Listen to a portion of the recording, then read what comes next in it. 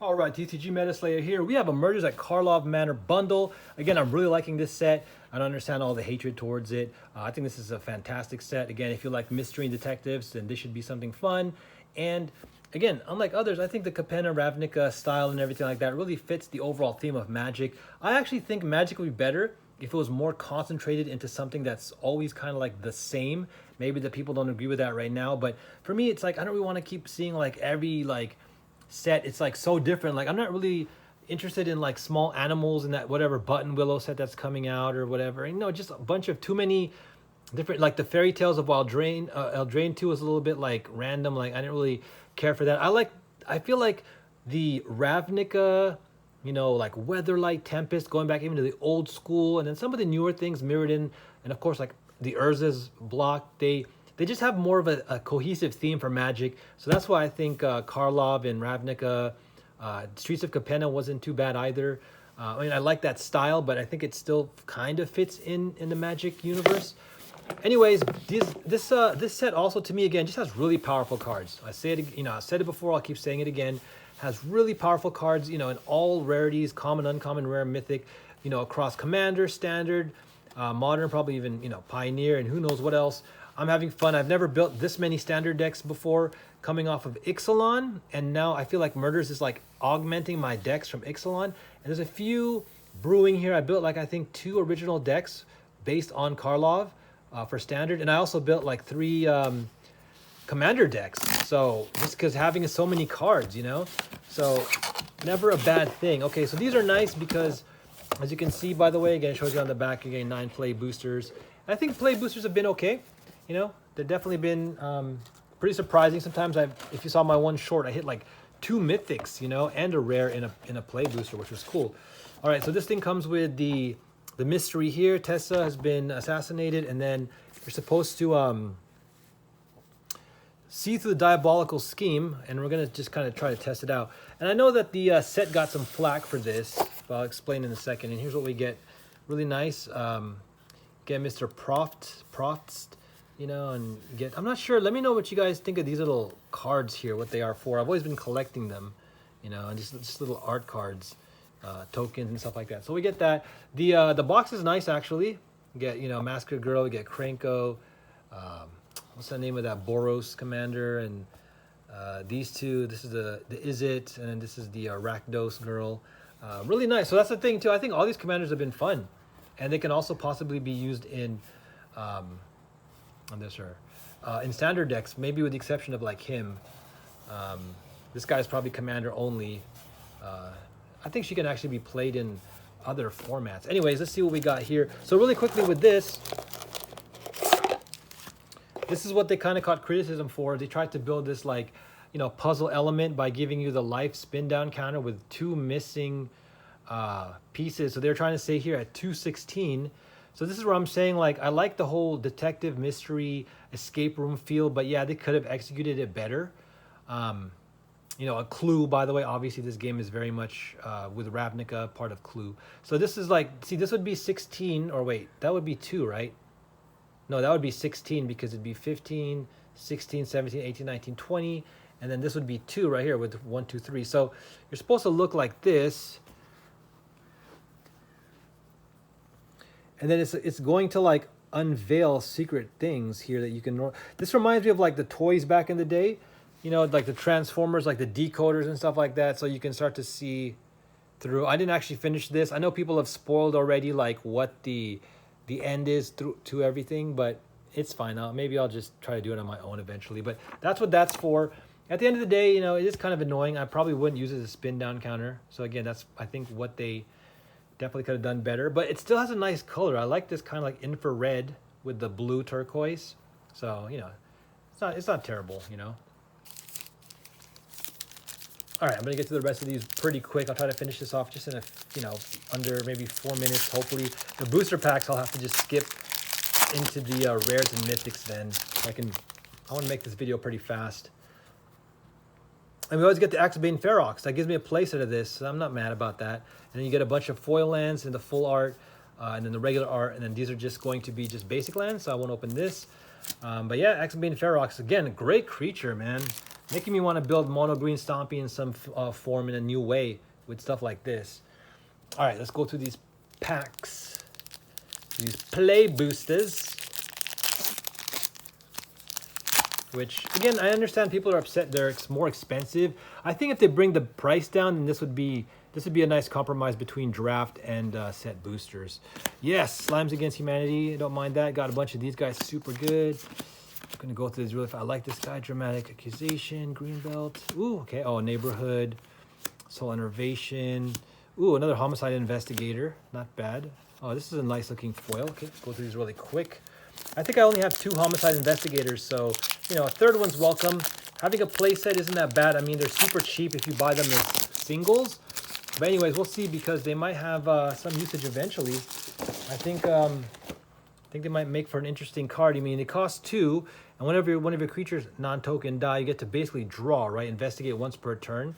So he costs 2 for a 2/2, and he gives you clue tokens if your creatures are dying, which isn't a terrible thing, right? Wow, another slide. This card I think is like $2 to $3. Actually, maybe it's only like $1 or $2, and then the foil is like 3 or 4. I do want a bunch because it's just kind of funny. I want to see if I end up building them. Another Novice, Grave Strider. Okay, good. Living Conundrum. Yeah, Lightning Helix. I got a bunch from back in the original Ravnica days, but I like using this new artwork too. It looks really nice with that whole like blue-red swirl. A Fester Leech. Oh, this is gonna go. I have a deck for this. I'm building a disguised standard deck, and ooh, a shock foil. Does that make it? I have 1 or 2 of these now.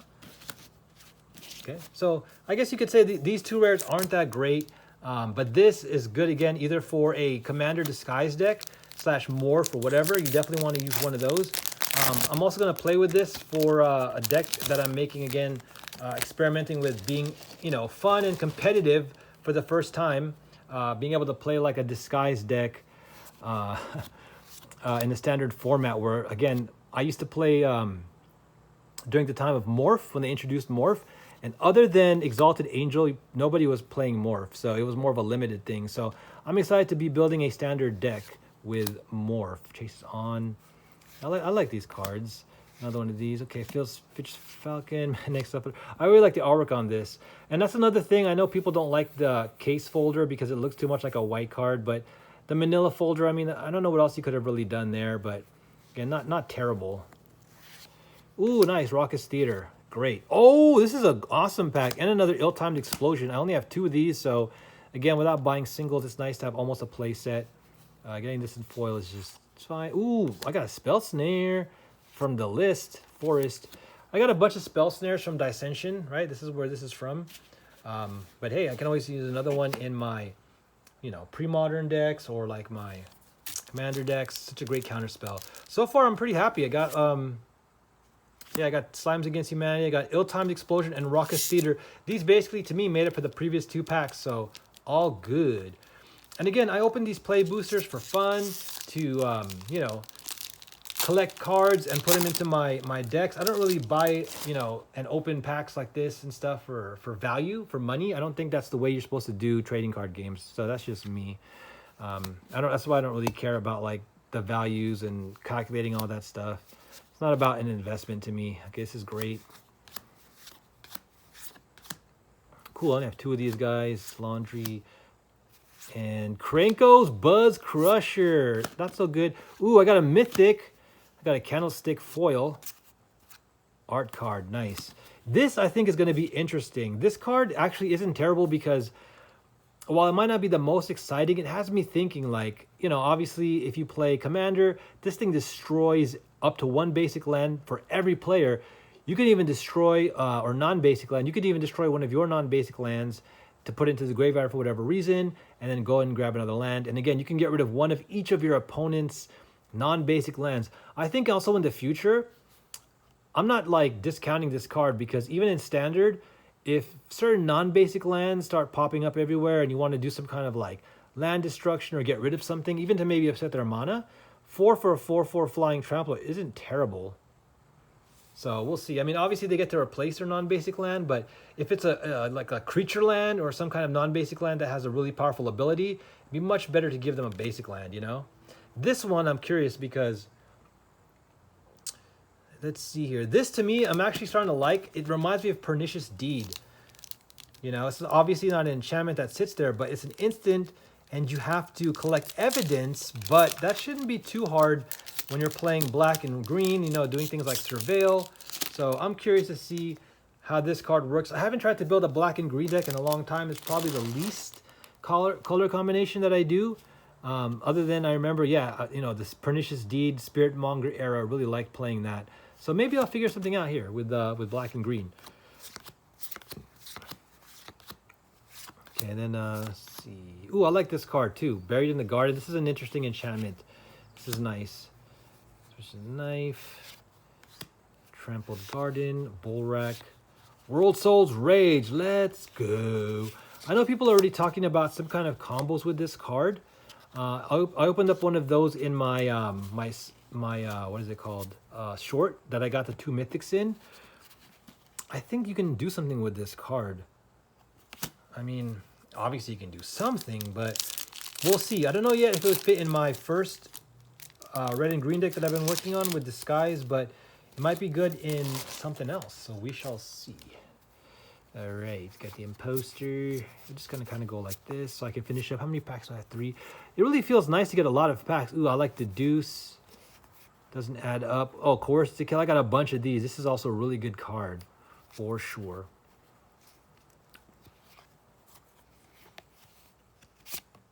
Doorkeeper Thrall, nice. This is also a great pull. I have, I think, a playset now. Finally, it's a great control card. You're going to be seeing a lot of this in Standard for sure. Did I get a list card? No, okay. Basic lands in this set are okay. It's funny because to me, another thing interesting about the theme is that it's supposed to be murders at Karlov Mansion, but there's all of these different locations. Like this, you know, where's that mountain from before? It's like, this is a whole brand new location, right? Is this the mansion or like a whole brand new location? They should have done rooms. Yeah, see, that's the one thing again. Thematically, like I said, it was okay and it could have been better. But if you take away the theme, it just has a lot of great mechanical cards, you know, mechanics and cards. And they did upgrade the morph ability, so, and that's not too shabby. And then evidence, being able to use your graveyard as a resource, I think is good too. But yeah, the lands, they should have been rooms. Kind of like how they did the Lord of the Ring maps. You should have all been like certain rooms of the manor. Like each color should have been like a major room for the mystery. You know what I mean? So, but I do like the foil full lands. They have that interesting artistic like perspective. I forgot the name of the artist that did work like that, but the full lands are fine. I just wish this again had little rooms in them. Okay. I'm gonna go through these guys behind the mask. Oh, okay, crocodile. Ooh, I really like this artwork. I got a bunch of these. Nice. I think this is gonna be a cool counterspell to use. It is costly, but this is gonna be really nice. I want a lot of these. Ooh, and then same thing with Cease and Desist. This is gonna be a commander bomb for sure. Gateway Express, really nice. And then what's my rare? Incinerator. Oh, it's a mythic. Let's go. Oh, and then hold on. Yeah, see, I like these perspective lands. Wait, this was a nice pack. I got a foil gold, foil rare. Yeah, that's right. Investigate. This is going to be nice. Oh, man. And I think I finally got a playset of Incinerated the Guilty. Again, this can go in Dragon decks, Commander decks. I think in Standard, though, this guy, if you ramp up to him, this guy can be doing some major damage. All right, let's try to finish the other two pretty quick. This video went a little long, but let's see. Yeah, you collect evidence, and then he does X damage to everything. All creatures and planeswalkers. Or no. Oh, you gotta choose a player, though. That's fine. Oh, no, when he does damage to a player, which not gonna hit everybody in Commander, but in a one-on-one that's super powerful. Or in Commander, you obviously go after the strongest character and hit all their stuff. I mean, this is gonna be a great... I really like this dragon. It might not be on the level as like the Baldur's Gate dragons, but still really, really good. This is another common card, again, I'm talking about. I'm going to be using this card. It's kind of the best of both worlds with Duress and I guess Stupor. But what was the other? There was another black discard way back in the day. But anyways, I have decks with Cerebral Confiscation, Slice from the Shadows. Oh, yeah, this doesn't already have here. Ooh, Crowl Whipcracker. See, this is also with blue, black and green. This is why I want to make a black and green deck. You can destroy a token, but it's also a 3/2 with reach for 2, so that's not terrible either. Ooh, yes, Frantic Scapegoat. These are fun. This is going to be good in any deck. And, oh, Gleaming Gear Drake, okay. See, a lot of great uncommons. Like these, see, look at the, and I like the two-color split, you know. Two-color split is nice. This is definitely going to be great for black and green. Oh, my cards are getting all flipped over. And, yeah, this one for artifact decks is going to be pretty nuts. Okay. Yay! Elegant Parlor. And then what else do we got? Oh, Yaros. And Behind the Mask. I got a bunch of... Okay, cool. And foil. This guy will be a fun commander to build. It does have the ability... I think, again, this is very underappreciated because it does have the ability to work with more disguise, right? Because when a face-down creature does damage, you can draw, which is nice. So he basically has a built-in draw engine for red and green, but he gives everything haste. So he himself doesn't have haste, but what I still like is... Oh, and the face-down creature you control comes back to the battlefield. Oh, you know what? I'm actually going to put this in a standard deck. I'm going to try to build a red and green standard disguise deck. So that's going to be interesting to experiment with. All right, last pack, guys. Last pickety pack. And I'm also surprised they bought Shock back. In a lot of formats, like, it's funny, Pauper and stuff, like they've allowed you to use Lightning Bolt, so Shock has kind of gone to the wayside. But having it back in standard is always great because we're never going to get Lightning Bolt back. Oh, this is like my first other one. So this is a great card. Gives you the ability to get a basic land or make a creature unblockable with 2 or less power. So I really like this for Commander. I'm sure it'll have good use in Standard as well. I'm also going to put this in my Pauper or Landfall deck. Again, I like this a lot.